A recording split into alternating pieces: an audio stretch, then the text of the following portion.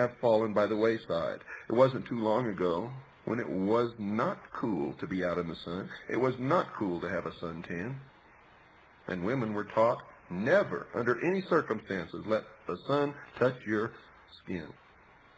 In many, many cultures and many nations of the world, that was the rule. Right or wrong, that was the rule. The population of the world also has doubled just since 1957, and there are more people out in the sun and on beaches than ever in the history of the world. More light-skinned people have moved south or north, as the case may be, in order to enjoy milder winters. If a person living in the northern hemisphere moves south only 60 to 120 miles, it translates into an increase of 10 to 20% in ultraviolet radiation exposure. Didn't know that, did you? If you were to move from Tromsø, Norway to Panama or Bombay, you're talking about an increase in ultraviolet radiation of more than 600%. According to the theory of those who want to scare you into the New World Order, for that is the only answer to this were it real, a 1% ozone depletion means a 2% increase in ultraviolet radiation. But the data shows ultraviolet radiation actually decreased as much as 7% between 1974 and 1975, when these measurements were taken in the United States. When this study was released in Science magazine by Joseph Scotto of the National Cancer Institute, the only network in the world systematically measuring ultraviolet radiation, the government shut down the instruments. Let me read that again to you so you'll remember it. According to the theory of those who want to scare you into the New World Order, a 1% ozone depletion means a 2% increase in ultraviolet radiation. But the data shows ultraviolet radiation actually decreased as much as 7% between 1974 and 1975, when these measurements were taken in the United States. When this study was released in Science magazine by Joseph Scotto of the National Cancer Institute, the only network in the world systematically measuring ultraviolet radiation, the government shut down the instrument. CFCs, folks, are being banned, yet nobody talks about the consequences of this action. Nobody. Have you ever thought what's going to happen when all the CFCs are banned? The fact is that the entire world food supply depends on what is called the cold chain, the network of refrigerated warehouses and refrigerators in homes, supermarkets, and so on that keep food from spoiling. The world already produces more than enough food to feed every man, woman, and child. The problem is that between 30 to 60% of it spoils every year, depending on the country. By truly banning the CFCs effectively, you're going to have to scrap every refrigerator around the world. 1 billion home refrigerators, several 100 million commercial refrigerators or more, and it could mean a collapse of the worldwide cold chain and starvation for millions, maybe billions of people. But remember Global 2000? Exactly what they want to happen. Remember, to make it worse, any potential drop-in substitute cannot presently be used in any existing equipment. So you've got to build entirely new equipment. And who benefits? Who benefits? Have you ever bothered to ask that question? We all lose. And who benefits? The multinational, globalist corporations that belong to the members of the organizations that are bringing about the New World Order, the Illuminati.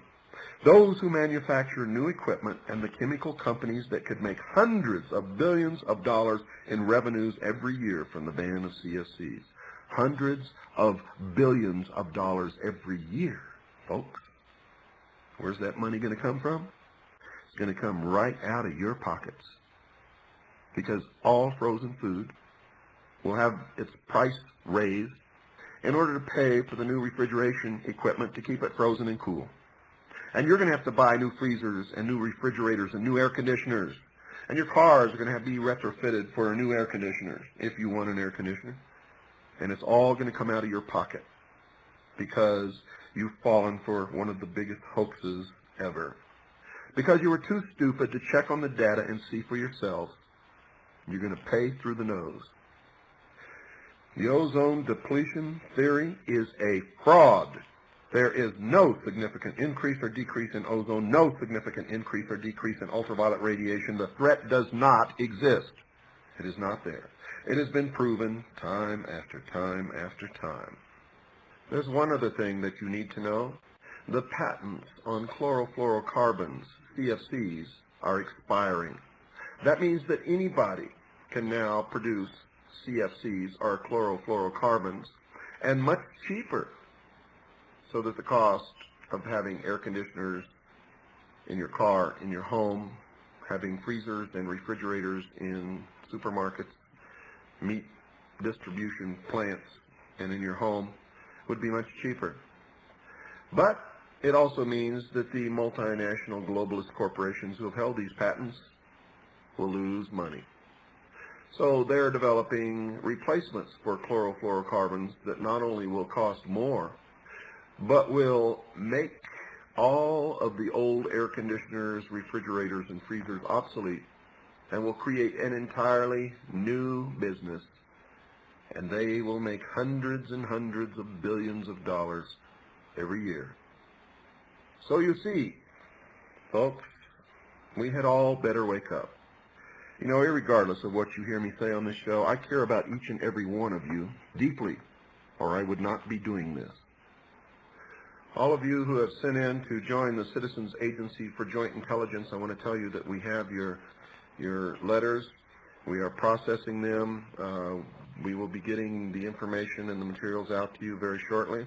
And you're going to be excited to hear that we're going to issue press credentials to all CAGI members so that you can get into some places where you normally wouldn't be able to get into, and there'll be legitimate press credentials for you're going to be operating as an arm of the Hour of the Time and several other media sources who work with us. So remember that, and we're not giving you these credentials so that you can misuse them. They remain the property of the Citizens Agency for Joint Intelligence, and the first time that you misuse those credentials, we'll yank them from you. And you will have to return them because we'll pursue it, believe me. We're issuing these credentials based upon the fact that people who join CAGI care about this country, are normally responsible individuals, and are not going to abuse these press credentials, but will use them to help us to gain more knowledge and information about what's going on around the world, and we'll be able to report to our members the truth